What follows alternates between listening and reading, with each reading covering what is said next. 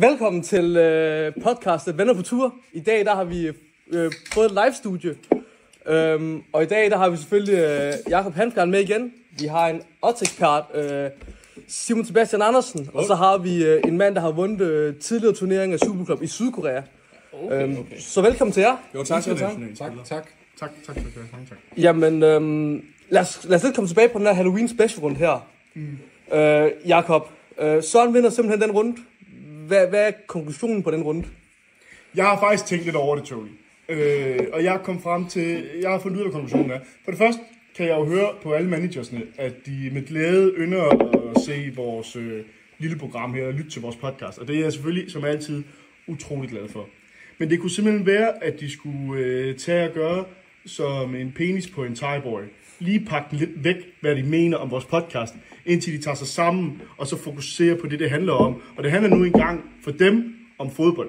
De kommer ikke med andet end vise vasse om vores podcast, af hvad vi mener og holdninger eller en eller andet. Prøv at høre, jeg var kraften ude på Flyvergælden her i sidste lørdags for at besøge Kasper Ramsbøl og hans gyldne gryde. Jeg har skidt vand lige siden jeg er kommet derud fra. Jeg har ligget med maven siden i lørdags på grund af at vide ved Ramsbøl.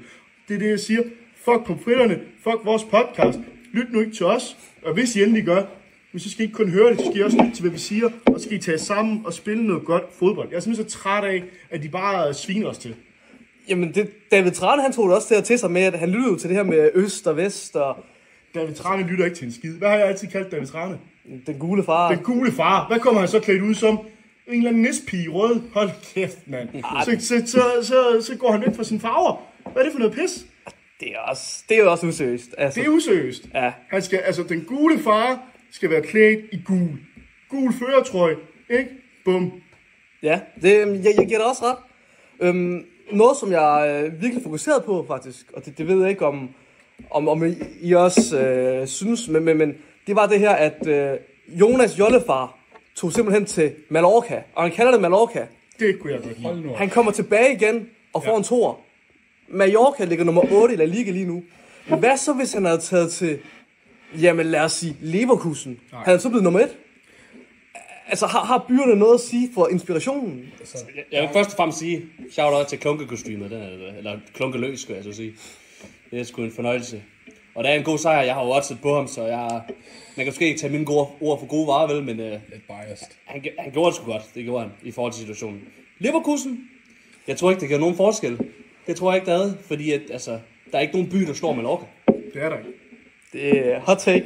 Altså, der vil jeg jo lige pointere her, at på mange måder har Simon jo ret, men man har jo også set alle de tidligere bedste Superclub-spillere, de er jo kommet fra en lille by ved navn Salamanca. Så jeg vil da helt klart anbefale, at især Henry, han burde lige overveje, om han skulle tage et smut derned, fordi at det går sgu ikke så godt for ham. Og der er masser af inspirationer hen fra kommende topspillere, både i La Liga 2 og Supercup. Der vil jeg sige en hurtig ting for at knytte en kommentar om verdens bedste krigsfest på Mallorca. Arrangeret af sikkert af Simon Spies himself. Jeg er faktisk så glad for at se hele det her Jolle David Thrane udvikle sig. Fordi der kan man snakke. Jeg har fundet ud af, at et af problemerne, jeg har med ligaen, det er, at de alle sammen er så venlige over for hinanden. Prøv at de har kraftemne, deres mund er alt for rund til at være heteroseksuel. Jeg er sikker på, at de sidder og stutter den på hinanden ude i omklædningsrummet bagefter. Du har du Henry og Ramsbøl efter sidste der står og snakker alliance og sådan noget. Prøv at det er mig, der er med i Robinson, ikke jer. Der er en her, der skal snakke om alliance, og det er mig. Ja, det glemmer I. Det er die hard branche, fodbold. Og så er jeg glad for at se David Thrane og Jolle komme op og skændes, og den ene får skudt pikken af. Det er nu engang, hvad der sker. Det er fodbold, det er hårdt, det er kynisk. Det er sådan, det skal være. Det er også simpelthen ironisk, at de to de går efter alliance, og så snakker Henry om matchfixing. Jamen manden har en alliance, er det ikke matchfix? Jo, men jeg havde det. Det er useriøst. Kom nu tilbage til det, fodbold handler om. Det vil vi alle sammen se, nogle rivaliseringer, nogle hårde taklinger, ikke? Virkelig gå på bolden, og også lidt efter manden, faktisk. Det bliver rigtig sjovt. Thomas Gravesen, kæmpe godt eksempel. Ikke? Det er det, vi skal ind og se. Jeg vil også sige, det er sjovt, det kommer fra Henry Pham, ikke? Fordi at, som en sæson, han havde sidste sæson, ikke? Så jeg troede, han kom ud med lidt mere power. Vi har også en, der også set på ham herovre, det er jo en forfærdelig ting at gøre, kan man sige. Og at han så kom ud og komme med de meldinger der, efter at lave sådan en lortesæson igen. Jeg har jo så fået at vide, at jeg skal være lidt mere positiv, fordi jeg har været lidt negativ i podcast der. Så jeg vil gerne sige, en positiv ting til dig, Henry Pham, det er jo, du gør mesteren her kunsten efter. Jeg ved ikke, om du kan få dine klipper til lige at sætte et billede ind Jeg så jo, Henry Pham havde fået farvet hår lilla. Og det er jo noget, han har taget direkte fra mig først. Jeg gjorde det jo først med blå, vel at mærke. Men hvis du lige kan få et billede ind her, der vil jeg gerne lige sige, Kado tipper med hatten, ikke farvet hår i dag, men jeg så det, og jeg lægger mærke til det, og jeg anerkender det, ikke mindst. Og det er jo respekt til mig jo, det er jo det der, han viser mig respekt. Okay. Vil du derfor mene, at farven på håret gør en forskel for, hvor gode spillerne er? Der vil jeg sige, altid giver farven på håret en bedre spiller. Det ved jeg ikke. Og jeg vil godt lige sige undskyld for den hårde tone, men det er fordi, jeg ser op til Henry Pham for fanden. Det er fra de gode gamle dage, hvor jeg var hjemme og besøge Tony i 4. 5. klassiker. Altså, vi kommer hjem. Warcraft-kongen. Altså, vi deler vores roulade med dig, for fanden. Kan du ikke huske det? Det kan være, at han bare skal mere tid det på fodbold end på roulade og Warcraft. Han var en god venstreback, det var han. En god fodbold i Warcraft, vil jeg Lad lige os pointere. så lige komme tilbage til det her, fordi at Kasper Ramsbøl ligger til at smitte det nu. Ja. Altså, den her parker-bus-strategi, han bruger, er det væk, eller hvad, altså, hvad er der gået galt for Kasper Ramsbøl? Jeg tror, det er helt hul i hovedet. Flere gange så har jeg en mistanke om, at han er typen, der kunne draft fra Europa eller Australien, men han skal altså mere til Afrika. Okay. Vi har lige en fan, der ringer ind. Der er fan, der ringer. Hej Patrick, du ringer ind til På Venner med Tur podcast. Yes. Hvad har du at sige til indeværende rundt, der lige har været i Halloween Special? Altså, nu ved jeg ikke, om jeg har ret i, at det er den runde, hvor Søren han vandt. Det var det. Det var den runde. Ja. Ja, det var jo lidt som jeg kendte på odds, at Søren han ville tage den. Altså Pink River City, jeg står lige midt i, altså det er så mange mennesker her. Nede i Pink River City lige pt. Jeg står i spillertunnelen og kan bare høre, altså fans, de venter på, at Søren han vandrer ud. Jeg skal mødes med manageren, altså Søren Nørgren her lige om, jeg tror nærmere 5 minutter. Så det bliver super spændende. Ja, og så lige til at komme ind på så næste runde. Tror du, han har en chance næste runde, eller hvor ligger dit bud så? Det er jo ikke for sjov, jeg står hernede i Pink River City, og folk er mødt op på den måde, som de er. Altså, folk er helt vilde, og der er rimelig stor sandsynlighed for sejr til Pink River City her i næste spilrunde. Og at han løber med hele staben. Altså, der er ikke noget der. Jeg bakker Pink River City, og det er derfor, jeg står hernede lige nu. Jamen ved du hvad, tusind tak for det, Patrick. Jamen vi ønsker dig et godt interview med ham. Ja, og så vil jeg lige hurtigt sige, at jeg ramte jo på over 4,5 roulette points. Og jeg vil jo råde, det er også eksperterne, der siger det, de råder til at spille efter, hvad jeg spiller. Så en sejr til Søren Nørgren i sidste spilrunde. Okay. Jamen vi takker for dit input. Tak fordi du ringede ind. Selv tak. Selv tak. Tak for pro-tipsene. Vi ses. Vi ses. Nå, men så vi kom fra så det er simpelthen Kasper Ramsbøl. Du nævnte noget med nogle forskellige byer, eller hvad? Ja, det gjorde jeg, og det er jo fordi en af de tidligere europamester i Superclub, selve Henry Kissinger, han har jo været kendt for at rejse rundt i både Spanien og Frankrig og Italien. Sidst da han var i Valencia tilbage til Spanien, der vandt han hele 2 roulette point efter at denne gang. Og det er jo ret utroligt, at han kan gøre det på kun 1 odds, men altså så god var han bare efter han var en tur i Valencia.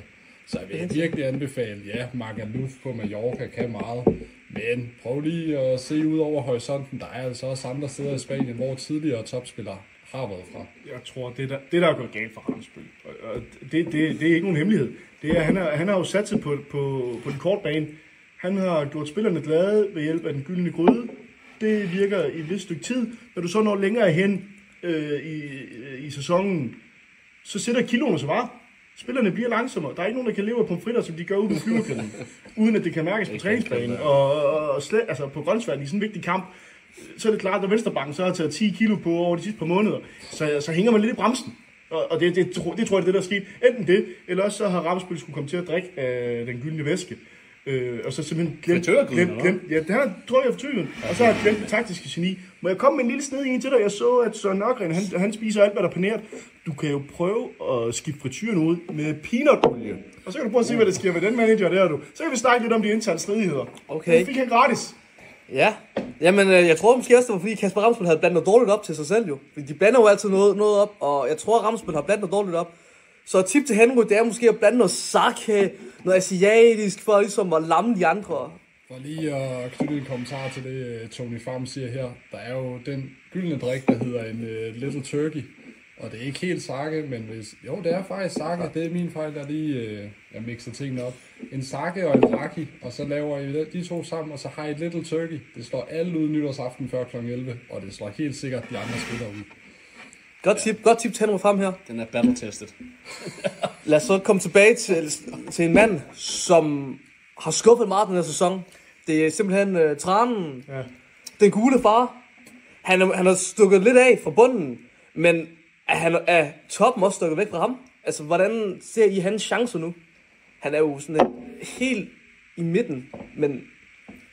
Det kolder kynisk manager.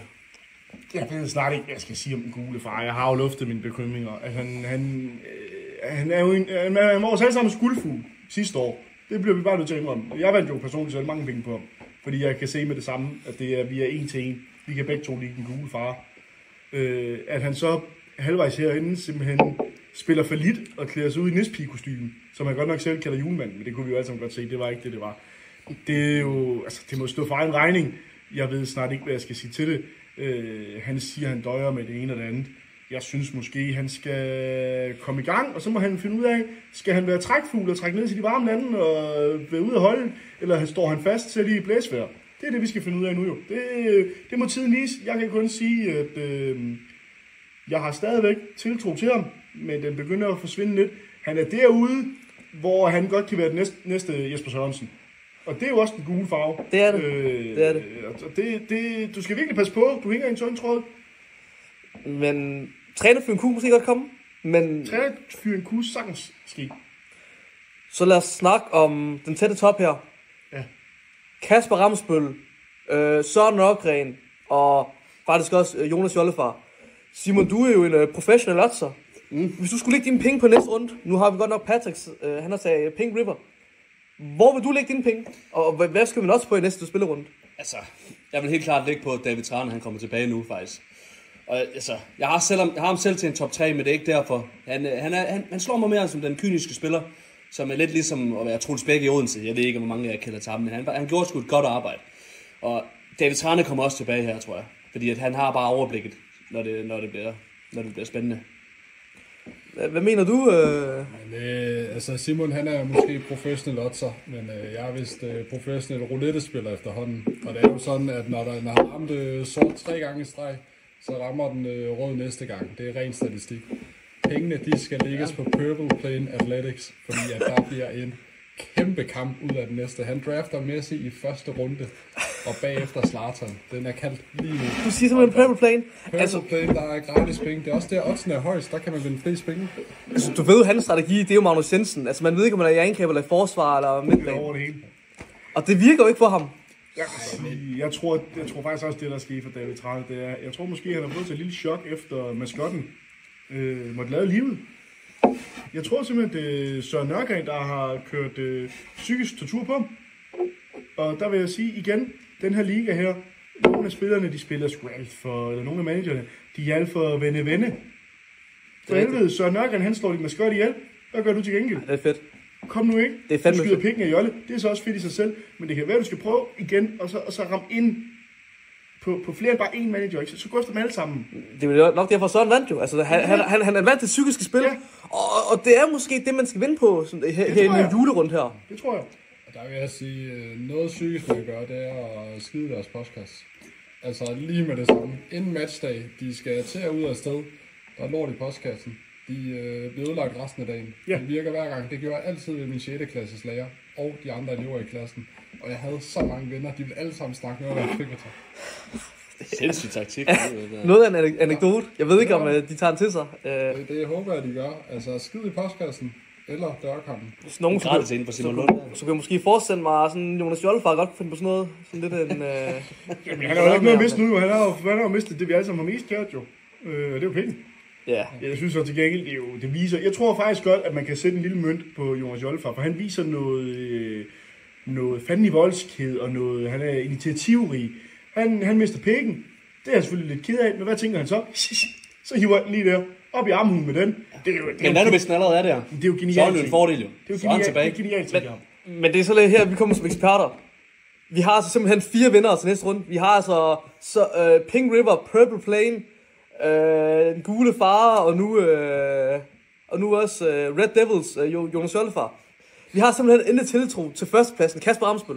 Nej, prøv at Kasper Amsbøl har mistet sig selv. Han er færdig. Kasper Amsbøl har mistet sig selv. Jeg tror simpelthen, det kan godt være, jeg kan godt være, at jeg var for hård ved ham. Guden skal vide, at jeg har været lidt hård. Men som jeg sagde sidst, når man leverer resultater, så lukker man også røven på os eksperter. Har han leveret noget? Nej. Nu kommer han klædt ud som Jolle. Igen, stå ved dig selv. Ikke? Og ja, jeg ved godt, jeg har disset den gyldne gryde, og jeg ved ikke, hvor mange gange. Det kan måske også, at vi skal skrue lidt ned på det. Som sagt, I hører podcasten, men I lytter ikke efter, hvad vi siger. Men at han klæder sig ud som Jonas Jollefar, den mest, nogle gange ikke, over det hele, det er jo igen en forlitterklæring.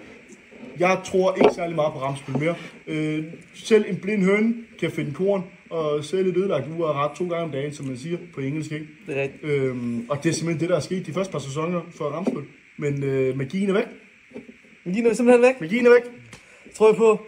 Jamen, ved du hvad? Må jeg give et sidste tip til Purple Plane? Ja. Jeg har lagt penge på dem, så det ikke det er bare objektivt. Jeg håber jo, at du har set den største tur af dem alle, Tour de France. Og hvordan var det, Team Ision vandt? De cyklede simpelthen dagen før de andre. Har du overvejet at spille Superclub dagen før de andre, så har du allerede det bedste hold. Hvis det virkede for Bobby Olsen og Pimp the Kaiser, så kan det også godt virke for dig. Hvis der er andre matchfixer, så må du også jo. Altså, det er jo også en måde at gøre det på. Jeg ved ikke, hvordan det ser ud med folks rejser. Fordi jeg er jo meget fan af Jollefars taktik med at tage steder hen og få inspiration derfra. Den er jeg stor fan af. Jeg tror simpelthen, jeg lægger mine 3 point på, at Jollefar vinder og misser rouletten. For han plejer at misse rouletten, selvom han har ramt, jeg tror de sidste 2 gange nu. Jollefar vinder, han misser rouletten. Det er mit bud. 3 point på det. Jeg har jo også, jeg ser Jolle som en stor favorit, fordi han simpelthen tænker sig ud af boksen med den penis i armen. Det er det psykiske. Så jeg tænker også, Jolle fra han løber med det hele. Jeg tror så til gengæld godt, at han kan vinde på rouletten, fordi han tager lige solbrillerne på. Bum! Så har han lige drukket en Bacardi inden, og så spænder han bare det ord, der satser på noget. Og som man siger, hvis du er heldig i kærlighed, så er du uheldig i spil. Og omvendt, så hvis du er uheldig i kærlighed, så er du heldig i spil. Så jeg tror faktisk også, måske han kan skrue nogle roulette på her, nu hvor kærligheden er væk jo. Han har jo kærlighed, tror jeg. Ja, men pikken. Uden pik, så er der ikke kærlighed. Altså, det er jo bare sådan, det er jo. Så er det jo falsk kærlighed. Det sagde far altid. Ja. Ingen pik, ingen kærlighed. Så. Og hvad har du af sidste ord?